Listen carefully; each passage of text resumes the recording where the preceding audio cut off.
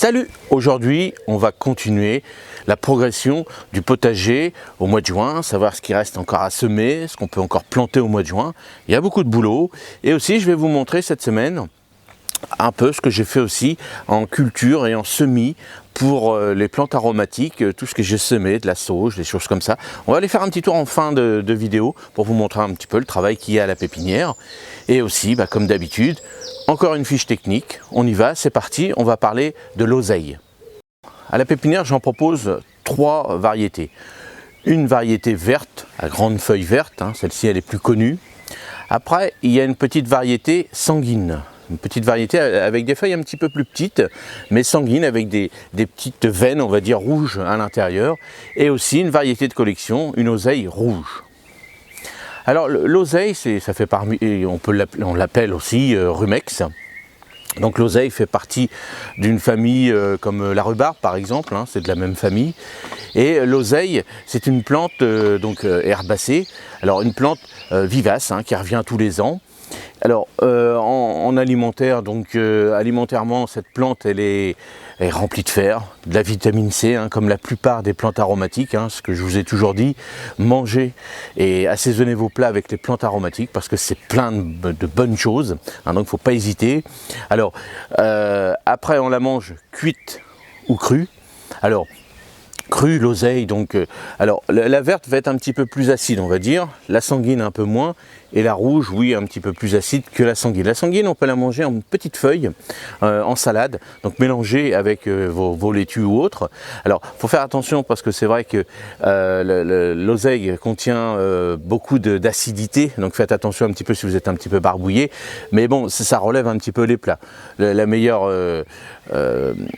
recette qu'on connaît, c'est le saumon à l'oseille, ça c'est excellent, vous faites des tourtes à l'oseille avec une partie de saumon à l'intérieur. Donc vous voyez, cuite ou crue, l'oseille est très très bon. Et c'est vrai que les petites feuilles rouges par exemple de l'oseille, on va vous dire qu'est-ce que c'est comme petite chose. Donc ça amène un petit peu d'acidité avec une laitue par exemple. Si vous aimez bien un petit peu, chaque fois que vous croquez dans une salade, avoir différents goûts, et avec les mesclins et choses comme ça, vous rajoutez quelques feuilles d'oseille. Donc moi je préconise de la tailler souvent. Alors il y en a d'autres qui vont vous dire non. Moi, je préfère la tailler souvent, comme ça. Ça évite qu'elle ait des maladies, mais surtout que de garder les petites feuilles. En salade, c'est quand même mieux que de la déchiqueter comme ça, c'est pas très joli. Donc gardez les petites feuilles, vous les mélangez avec vos salades, et là, c'est excellent. Alors la culture de l'oseille. L'oseille, alors c'est une plante facile. Alors surtout en Normandie, elle aime bien nos terrains, surtout là ici argileux, un peu compact. Alors évitez les terres un petit peu calcaires, comme elle est acide, donc elle aime bien un petit peu les terres neutres ou acides. Alors avec peut-être, si c'est un peu trop calcaire dans vos terrains, rajoutez un petit peu de terre de bruyère. Alors, on peut la mettre dans des terrains argileux, alors bien sûr, riches quand même, puis vous rajouterez du terreau pour alléger, parce qu'il ne faut pas non plus que ce soit compact quand même, parce que comme elle aime bien un petit peu les sous-bois, donc imaginez-vous les sous-bois, même si c'est argileux, c'est quand même léger un petit peu, donc améliorer si vraiment vos terrains sont argileux, améliorer avec du terreau, et puis après l'oseille, elle se débrouille toute seule. Alors pour la récolte, donc d'avril à octobre, voire plus, ou avant, en fonction des régions, bien sûr. Alors moi, comme je vous ai dit tout à l'heure, je préfère en petites feuilles qu'en grosses feuilles. Mais par exemple, les grosses feuilles vertes, là, si vraiment vous faites de la soupe ou des choses comme ça, bon là, il faut cueillir vraiment des grosses feuilles. Mais bon, moi, personnellement, en petites feuilles. Alors, l'exposition, plutôt, donc comme c'est une plante aromatique, une plante potagère aussi, avec des grosses feuilles, bien vertes, il faut quand même pas trop de soleil, un peu comme la culture du persil, pas trop de soleil. Donc plutôt mi-ombre, le soleil le matin. Alors bien sûr, tout ça en fonction des régions. Si vous êtes dans le sud, l'oseille, il faudra une terre qui garde plus l'humidité. Et puis surtout pas en plein cagnard du sud, vous allez avoir un peu de mal. Donc par exemple dans le sud, plutôt dans un petit sous-bois, par exemple sous un arbuste. Alors faites attention, comme il lui faut de l'humidité, il ne faut pas que l'arbuste prenne énormément l'humidité de l'oseille. L'oseille, si vous la laissez sécher, elle va être amère, et là c'est... Alors, pour les personnes qui aiment bien l'amertume, c'est bien, mais bon, à un moment donné, ça fait mal un petit peu au bidon, donc faire attention. Donc voilà l'oseille, donc allez-y, mangez de l'oseille. À la pépinière, il y a 3 variétés, comme je vous ai dit. Ils sont proposés en godets d'huître. Et puis allez-y, passez vos commandes si vous êtes intéressé. Comme je vous ai toujours dit, il y a tout ça derrière qui est prêt en ce moment au mois de juin, il faut planter, la terre est chaude. Allez-y, dans la pépinière, il y a plein d'autres plantes aromatiques qui sont là pour vos jardins, pour agrémenter, puis surtout vous éclater, et puis faire de bonnes recettes avec les plantes aromatiques.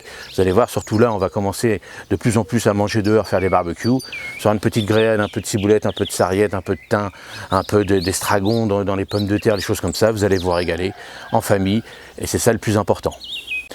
Alors au mois de juin, il reste encore pas mal de choses à faire. Vous pouvez continuer à semer les haricots.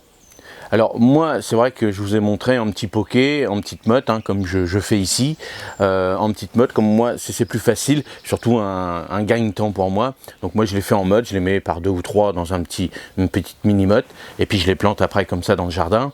Donc là, moi, comme je vous avais dit, maintenant que les autres haricots, ils commencent à arriver, vous voyez, il y a des tout petits haricots, j'ai eu du mal un petit peu, et c'est vrai que j'ai parlé à plusieurs maraîchers où ils ont eu du mal aussi cette année à faire un peu d'haricots, surtout à l'extérieur. Donc là, ça y est, c'est parti, on va voir le goût après qu'ils vont avoir, mais ça y est, là ils sont partis, il y a plein de petits haricots qui arrivent. Donc, puis c'est bien, il y a beaucoup de fleurs, donc je pense que ça va être une belle récolte. Donc là, moi, je vais continuer maintenant à planter, alors comme là je dis, non pas à semer, mais à planter mes mini-mottes de haricots beurre. Donc après, on peut continuer à planter, c'est-à-dire à semer les radis. Alors une petite astuce pour les radis, si vous n'aimez pas trop qu'ils piquent, surtout dans certaines régions où il y a moins d'eau, et ben arrosez souvent vos radis pour éviter qu'ils piquent. Hein. Alors chacun ses goûts. Voilà, c'est une petite astuce pour éviter qu'ils soient piquants. Et puis plus ils vont grossir, plus ils vont être piquants, et bien sûr. Donc soit vous aimez les tout petits radis, soit vous attendez qu'ils soient gros. Et puis après les gros, bah, soit vous les coupez en rondelles dans vos salades et autres. C'est aussi une petite astuce. Donc on continue à planter aussi et à semer, si vous voulez, les salades. Hein. Moi j'en ai fait pas mal là-bas. Donc les salades, donc vous échelonnez un petit peu pour éviter d'en avoir plein. Alors c'est vrai que moi en Normandie, là, bah, comme il a plu, comme il n'a pas plu, il y a eu du soleil, donc ils ont monté rapidement, donc malheureusement, donc il y en a quelques-unes qui ont fini chez le voisin pour les poules. Mais bon voilà, donc c'est pour ça que je vous ai toujours dit, pour moi personnellement, une petite astuce d'éviter de planter toujours la même variété, parce que on va dire que la laitue va moins pousser que la feuille de chêne par exemple, donc comme ça permet, même quand il y a un temps qui est un petit peu détraqué, bah, de ne pas manger tout le temps la même salade, et puis la salade va pas faire une pousse identique que la feuille de chêne, que la laitue par exemple. Donc ça vous permet, par exemple, si les laitues sont montées, si vous avez planté à côté d'autres variétés, bah, ça vous permet de manger les autres variétés, et c'est comme ça qu'il faut faire. Hein. Puis en plus, des petites variétés vertes, des petites variétés rouges, des variétés bicolores, tout ça, ça permet de dégayer aussi des salades. Et n'oubliez pas aussi de continuer à semer vos mesclins. Les petits mesclins, bah, ça permet, bah, comme ça monte pas, on n'attend pas qu'ils fassent des boules, bah, on les coupe, des pommes, on va dire plutôt, on les coupe comme ça à faire à mesure, et puis ça permet d'alterner avec les grosses salades. Donc dans les semis, on continue les navets par exemple, hein, les navets pour en avoir cet hiver. On continue les semences pour en avoir aussi l'hiver, les carottes, les betteraves. Alors bien sûr, je parle en Normandie, dans le sud c'est encore différent, mais en Normandie là on continue, surtout pour, comme je vous avais dit la dernière fois, les semences vont être surtout pour avoir garder ses racines par exemple pour l'hiver. Donc là on va aussi planter la porrette pour avoir des poireaux d'automne. Donc moi j'en ai semé, donc elle est toute petite pour l'instant, mais celle-ci va me servir pour avoir des poireaux pour tout l'hiver. J'en avais planté, rappelez-vous, en début de saison pour avoir des poireaux à l'automne, c'est-à-dire été-automne, donc là que je vais rediviser et puis je vais refaire des rangs avec. Donc vous voyez, il y a pas mal de petites choses. Puis après, le panais par exemple, hein, vous semez du panais si vous aimez le panais. Alors il y a les endives aussi, j'ai fait un petit test aussi pour semer des endives. Donc moi je les ai mis en micro-motte pour gagner un petit peu de temps. Et puis surtout en ce moment, il y a pas mal de pigeons, des choses comme ça qui viennent surveiller et surtout détruire les petites semis. Donc c'est pas facile en ce moment. Donc je les mets à l'abri pour l'instant là ici dans ce tunnel-là. Et puis on va faire un petit truc sympa avec les endives. On les mettra en pot, on les mettra sur la table chauffante. Et puis on va faire un petit truc en fin de saison, vous allez voir, je vais vous expliquer comment on fait. Donc vous voyez, il y a pas mal de choses encore à semer, donc réfléchissez par rapport à, comme je vous ai toujours dit, à ce que vous voulez manger, ce que vous voulez manger chez vous. Moi le panais, je sais pas trop, alors bon, comme j'ai mon petit maraîcher à côté, j'en prends de temps en temps un ou deux à la bonne saison, mais je vais pas m'embêter à faire une semence complète de panais, je vais pas manger tout, donc ça sert à rien de perdre de la place. Je préfère rassembler. Alors n'oubliez pas maintenant toutes celles qui vont disparaître. Vous voyez, là on va bientôt récolter les oignons, les échalotes, les choses comme ça. Donc voir si vous replantez derrière, ou soit vous laissez votre terrain nu comme ça, donc protégé avec un paillage pour éviter que les mauvaises herbes arrivent, et comme ça il se repose pour le préparer pour l'année prochaine. Donc là c'est en fonction des petits potagers. Soit après derrière vous refaites d'autres cultures ou autres, parce que vous avez une petite surface, mais si vous avez des grandes surfaces, des fois on peut les laisser un peu se reposer. Et puis par exemple, après bon là on va avoir les grosses cultures de mâche, par exemple, tout ce qui va être culture de salade frisée, si vous adorez les salades, là on va avoir quand même d'autres variétés un petit peu plus croquantes, un petit peu plus, alors sauf la mâche qui elle est plus délicieuse, mais tout ce qui va être les frisés, les scaroles, les choses comme ça. Donc ça c'est des variétés de salades un petit peu plus croquantes, un petit peu plus acides, hein, en fonction bien sûr s'ils sont bien arrosés ou pas. Donc vous voyez, là comme par rapport au tableau, hein, je vous avais montré le petit tableau, c'est par rapport à ça, donc on change par rapport au climat, hein. Vous voyez cette année c'est pas terrible, l'été n'est pas encore arrivé. Là derrière vous voyez toutes les tomates, ça se passe bien, hein, mais à l'extérieur c'est pas terrible, hein. Donc par exemple tout ce que j'avais fait en cornichon, ça végète, hein, vous voyez, comme il n'y a pas eu trop de soleil, il n'y a pas eu trop d'eau, vous voyez c'était un peu compliqué, donc j'ai deux cornichons, il n'y a pas eu une récolte, vous voyez les fleurs ça n'a pas été terrible, les concombres ça végète aussi, hein. Les courgettes ça commence à arriver, donc ça y est ça fleurit, donc je pense que là c'est bon, c'est parti. Mais vous voyez les deux autres, hein, je vous ai expliqué aussi les aubergines, les poivrons, les choses comme ça, c'est pas terrible, hein. Alors je parlais en Normandie, donc rappelez-vous ce que je fais moi en culture, c'est vraiment des cultures simples, c'est-à-dire comme un amateur, je fais ça comme vous, je vais pas m'embêter à dire par exemple à mes amis maraîchers, ouais j'ai un problème avec mes courgettes, j'ai un problème avec ça, qu'est-ce que tu mets derrière pour les booster? Non, je laisse faire la nature, tant pis, j'ai raté, soit je ressème, soit j'en replante, voilà, je fais comme si que j'avais un terrain simple, parce qu'on ne va pas rentrer dans les détails. Je sais que les gars, quand ils ont un problème avec telle ou telle culture, ils mettent ce qu'il faut derrière pour redynamiser tout, et puis hop, ils y vont, ou alors carrément, ils changent tout, ils labourent tout, et puis hop, ils refont autre chose derrière. Que moi non, j'ai fait un petit test, hein, le carré urbain c'est un petit test, je laisse faire la nature, ça pousse pas, tant pis j'en ai pas, voilà, c'est comme on dit, le potager, il fait sa petite vie sans problème. Donc voilà, au potager, donc on continue à surveiller un petit peu, on récolte. Alors les échalotes, comme je vous avais dit, on peut commencer à les récolter. Les pommes de terre, ça y est, ils ont fait leur petit chemin. Celles que j'avais replantées, ils commencent à sortir. J'en ai quelques-unes qui sont en fleurs. On va pouvoir bientôt récolter. Si je voulais récolter quelques petites pommes de terre nouvelles, je pourrais le faire. Moi, je vais laisser faire les choses. Mais vous voyez, là, on va dire les choses un peu communes, parce qu'on est en Normandie, il ne faut pas oublier, ça pousse bien. Tout ce que j'ai, comme je vous ai dit, en début de saison, les légumes fruits en Normandie, c'est difficile parce que c'est quand même des légumes qui aiment bien avoir une température stable. Il faut mieux avoir 15 degrés, on va dire 12 degrés la nuit et puis 15-16 dans la journée, que d'avoir 6 ou 7 la nuit et puis 25 dans la journée. Ça, ils n'aiment pas trop. Avec l'humidité, tout ça en Normandie, c'est des cultures un peu plus difficiles. Alors, pour l'instant, ce que je dis, mes tomates, ça va bien, mais là, ils font des fruits, ils font des beaux fruits, hein. On commence à voir la différence entre les cœurs de bœuf, les marmandes, les petites tomates cerises et autres, c'est bien, mais c'est pas fini. On peut attraper une saloperie derrière, et puis perdre toute la récolte. Donc, hop, on croise les doigts, et puis on verra bien ce que ça va donner. Donc après moi j'avais mis ce qu'il faut au pied des tomates du fumier, rappelez-vous le petit fumier, la belle bouse, donc moi c'était suffisant parce que c'était pendant 3 mois, donc j'en ai pour jusqu'à fin août. Vous, si vos terrains sont pas terribles, vous pouvez mettre des engrais naturels ou du purin, des choses comme ça. Alors méfiez-vous des purins, si vous le faites vous-même, attention, un purin c'est quand même fort, donc bien dilué, hein. Généralement on met 1 litre pour 10 litres d'eau, donc c'est à peu près 10%, mais des fois si vous ne savez pas trop comment vous avez fait après vos purins, faites attention, peut-être 5%, hein. Purin c'est tout simple, hein. Vous prenez des feuilles d'ortie, vous prenez que les feuilles, vous les faites macérer dans de l'eau, pendant un certain temps il faut que ça fasse un petit peu de bulle. Alors ça c'est la méthode la plus facile, après il y a d'autres méthodes où pour éviter que ça se sente, il faut faire comme ci, il faut faire comme ça. Bon, la macération d'une plante de feuilles d'ortie c'est ancestral, vous faites comme ça. Ce purin là, si vous voyez une fois qu'il est bien, qu'il a fait des bulles qui sont un petit peu, c'est qu'il est prêt. Si vous ne savez pas trop s'il est bon ou fort ou pas, prenez un petit pinceau ou et puis mettez-le dans un petit coin sur des feuilles un petit peu fragiles, vous en mettez dessus. Si vous voyez que le lendemain les feuilles sont cramées, c'est que le pourcentage que vous avez fait n'est pas bon. Donc il faut mieux mettre 5% que 10%. Et puis des fois, faut mieux. Alors, des fois, il y en a qui vont vous dire, moi je mets à 100%. Faites attention aussi à 100% pour faire de l'engrais, bah, c'est un engrais très azoté, donc c'est un engrais coup de fouet comme on dit, donc faites attention.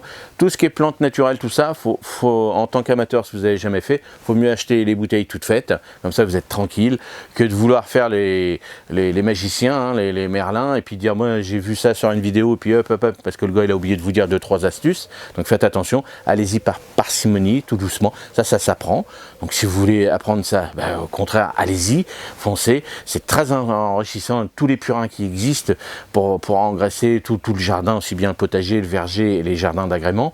Mais là, il faut y aller tout doucement, tranquillement. Prenez votre temps comme d'habitude. Faites pas, oh, tiens, j'ai envie de faire ça, c'est super. Non, tranquille, ça s'apprend tout doucement, d'année en année. C'est un apprentissage comme tout apprentissage. Donc voilà cette petite aparté. Donc le potager, maintenant, donc là on surveille, on récolte. Donc moi en Normandie, les récoltes d'échalotes, d'oignons, super. Là, et comme je l'ai dit, pas terrible. Donc là, les échalotes, je me demande quand est-ce qu'ils vont s'arrêter de grossir. Donc on verra bien, hein, on va voir. Et là, j'en prends de temps en temps. Donc ils sont super bonnes parce qu'ils sont bien, comme ils sont fraîches. Je peux vous dire que je pleure énormément quand je mets ça dans mes salades parce que c'est pas de l'échalote qui a vieilli. Donc c'est agréable. Hein. Comme je dis toujours, on s'est régalé. Les carottes, comme d'habitude, j'en prends. Les petites salades de carottes, on se régale. Les laitues, tout ça, bon là c'était fait. Les radis, ça se termine. Alors moi j'ai arrêté un petit peu les radis pour l'instant parce que j'en ai un peu marre. Et puis je veux changer un petit peu la place. Vous voyez, comme j'avais fait le petit plan, comme je dis toujours, faut adapter par rapport au temps qu'on a eu en ce moment. Donc là, je vais refaire un peu de salade, une petite chose comme ça. Les haricots, je vais les semer. Et puis on va voir un petit peu l'évolution. Et surtout, ce que j'attends, c'est mes tomates, hein, ils sont derrière, ce que j'attends, c'est la bonne saison. Donc, je pense que dans 15 jours, 3 semaines, je vais commencer à en récolter un petit peu. Alors, rappelez-vous, là, je le vois juste ici, le sac de fraisier, donc les gariguettes qui étaient en tour, là, c'est fini. Donc les gariguettes, tout ça, je vais récupérer les gourmands. Je vais vous montrer comment on fait par la suite pour récupérer les gourmands. Le petit sac, comme c'est une variété remontante, donc là, vous nettoyez bien. Vous remettez un petit peu d'engrais dans vos sacs. Hein. Donc le mieux, c'est des petits engrais comme la belle bouse, par exemple. Hein, vous savez ce que vous mettez en petites billes, des choses comme ça. Donc en fonction, respectez bien par rapport à ce qui est marqué sur l'étiquette par pied, combien on en met. Si c'est 2-3 grains, si c'est une cuillère à soupe, une cuillère à café, donc faites attention, parce que dans le sac c'est quand même concentré, donc si vous mettez trop d'engrais, il va rester dedans, que sinon en pleine terre, il peut diluer, donc faites attention. Là ça va vous permettre de remettre un coup de fouet, on va dire, au plan de, moi c'est de la Mara des Bois, donc là va refleurir d'ici à peu près 15 jours, 3 semaines à peu près en fonction du temps, va me redonner des nouvelles fraises que je vais pouvoir me régaler. Donc bien sûr, si vous ne mettez pas d'engrais, elles vont être toutes petites, donc privilégier un petit engrais naturel pour qu'il y ait quand même des fraises un peu plus grosses, puis vous allez vous régaler, là on va dire à partir de mi-juillet, en fonction du temps, mi-juillet, fin juillet, une nouvelle récolte, jusqu'à l'hiver en fonction des régions. Hein, bien sûr, plus on va arriver dans l'hiver, plus elle va être petite, donc après c'est au choix de personnes, mais bon, comme c'est nous qui faisons les plans, on se régale. Alors voilà ce que je voulais vous dire pour le potager en juin. Donc en fonction de vous, ce que vous avez planté, vérifiez comme d'habitude, vérifiez les escargots, là les chenilles vont arriver, ça va être de plus en plus, les pucerons ils continuent. Alors nous en Normandie on avait quand même eu de la pluie, pas partout malheureusement. Donc maintenant on va aller faire un petit tour là derrière moi, je vais vous montrer ce que moi j'ai semé pour vous montrer un petit peu ce que je fais moi à la pépinière, ce que je vais proposer. Donc là je sème pour les plantes pour le mois de septembre et puis aussi pour l'année prochaine. Donc ce que je vais faire, je vais décrocher la caméra, puis on va y aller comme ça. Hein, on va faire voilà, je vais vous montrer un petit peu comment c'est. Alors voilà, on va faire un petit tour, donc vous voyez là, dans la serre, donc en ce moment, comme je vous ai dit, il y a pas mal de semis à faire. Donc moi je prépare mes semis surtout pour le mois de septembre et puis aussi pour l'année prochaine, hein, ça prépare. Vous voyez par exemple là ici, ça, le beau plateau, une belle réussite, ça c'est de la rhubarbe, donc ça sera pour début septembre et surtout pour l'année prochaine pour proposer à mes clients. Donc voilà un ratage ici de thym serpolé. Pour qui, pourquoi, est-ce que la graine était bonne, est-ce que la graine n'était pas bonne, voilà, ça arrive à tout le monde. Là pareil, les thym, alors je pense que c'est peut-être en fonction de la saison, un autre thym, là c'est le thym normal, le thym officinal qui est ici, donc celui-ci pas raté, là aussi raté. Par contre les basiliques, vous voyez, basilic grande feuille, donc ça, ici, ça super, comme d'habitude dans le basilic, il n'y a pas de souci à cette époque-là de l'année. Là c'est 2 petits plateaux de persil, donc qui seront proposés d'ici à peu près 15 jours, 3 semaines. Donc persil plat, persil frisé. Là ça c'est de la sauge. Là ici c'est de la sauge, donc sauge officinale. Et puis ça c'est pour penser pour mes petites clientes, pour leurs chats. Hein, une belle herbe à chasse sans produits chimiques, comme ça au moins leurs chats ne sont pas infectés de produits chimiques dans tout ce qu'on retrouve en ce moment dans les grandes surfaces. Donc là, hop, essai cette année d'aporette.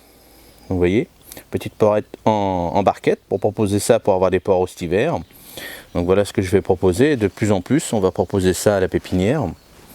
Et puis là, hop, on suit là le basilic qui est prêt maintenant à la vente. Basilic grande feuille.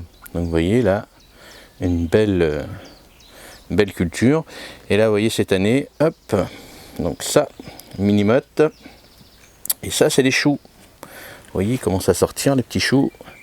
Donc ça, c'est les choux de Milan. Petit test cette année. Alors, on va voir ce que ça donne pour la vente d'ici un bon mois à peu près. Et puis là, pareil, les basilics. Alors ça, c'est le Lufa. Un petit test cette année. Le Lufa, c'est une petite éponge végétale, c'est une petite courgette. On récupère les fibres pareil, pour faire des éponges, ou alors après, dans certains pays, eux, ils font, comme ils changent ça à la place de la laine de verre, par exemple, c'est tellement fibreux qu'ils mettent ça entre le mur pour garder, pour faire de l'isolation. Voilà, un autre beau plateau de. Alors ça, c'est du basilic, c'est pour faire mes gros pots de basilic.